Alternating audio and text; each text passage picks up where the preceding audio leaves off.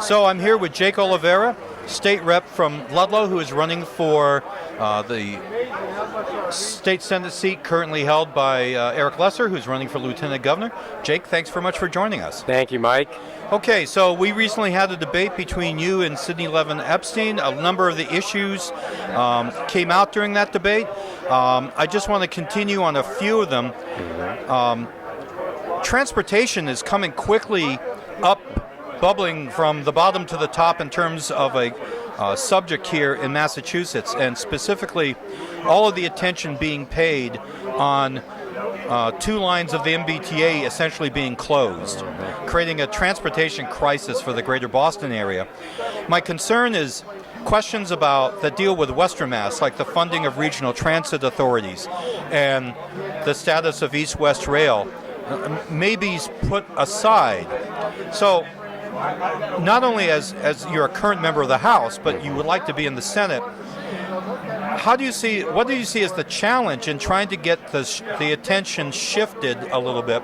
And I'm not saying the MBTA problems aren't bad, but our needs are also significant out here. Our needs in Western Massachusetts are great, and the reason why I first ran for the House and why I'm running for the Senate right now is to get regional equity. Regional equity in funding, not just for education, not just for infrastructure dollars, but for transportation systems as well.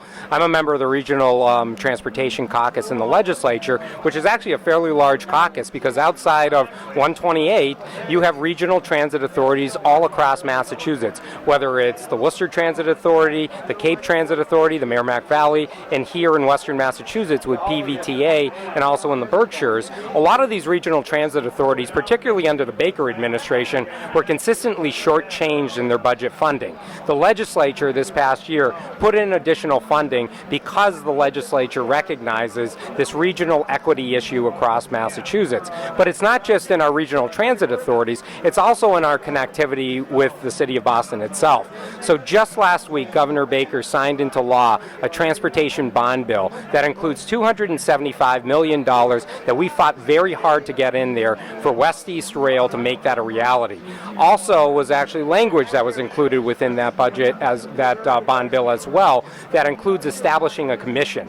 So over the next 6 to 8 months, Massachusetts will be the recipient of a significant amount of transportation dollars coming from the federal government to invest in infrastructure.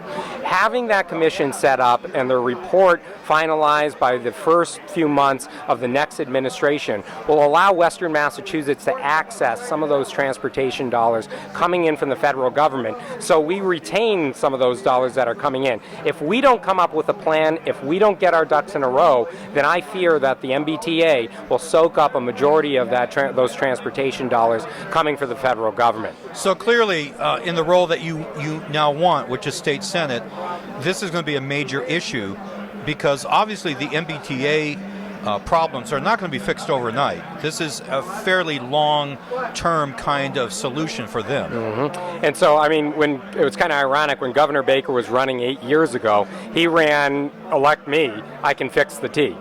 You know, he's done a lot of good in office, but he hasn't fixed the T right now. And so I think those systemic issues with the MBTA are continuing to impact that transit system. But for us here in Western Massachusetts, establishing, you know, the regional rail authority that will allow us to access those federal dollars, but also making sure that we connect ourselves with Albany through the Berkshires to Springfield. One thing that I prioritized and fought for language included that was signed into law was ensuring that not just Springfield, but Palmer got a stop on this West-East rail line. Because for the University of Massachusetts and the 5 colleges that are in and around Northampton, Amherst, Belchertown, South Hadley, and Granby, it's easier to access Palmer than it is sometimes to go to Springfield. So that language of the Palmer stop was included in the bill signed into law last week.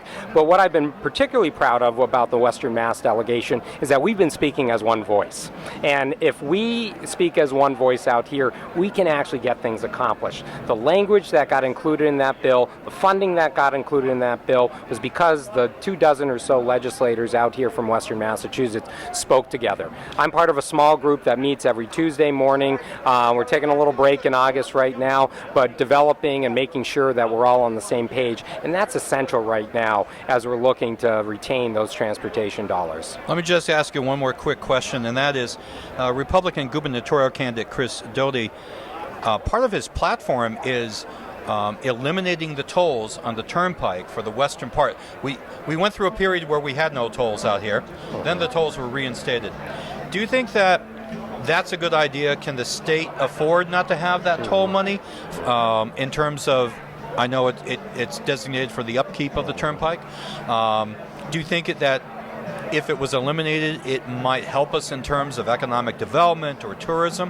What are your feelings about something like that? Talk about an equity issue. As someone who actually travels to Boston quite often, getting on in Ludlow, which is right around the corner from my house, in both directions per day, it's $10.40, or actually $9.40 for a round trip to the State House for me as a legislator right now. My colleagues in the legislature that come from the South Shore, that are coming from the Cape, don't pay a cent in tolls getting into the city.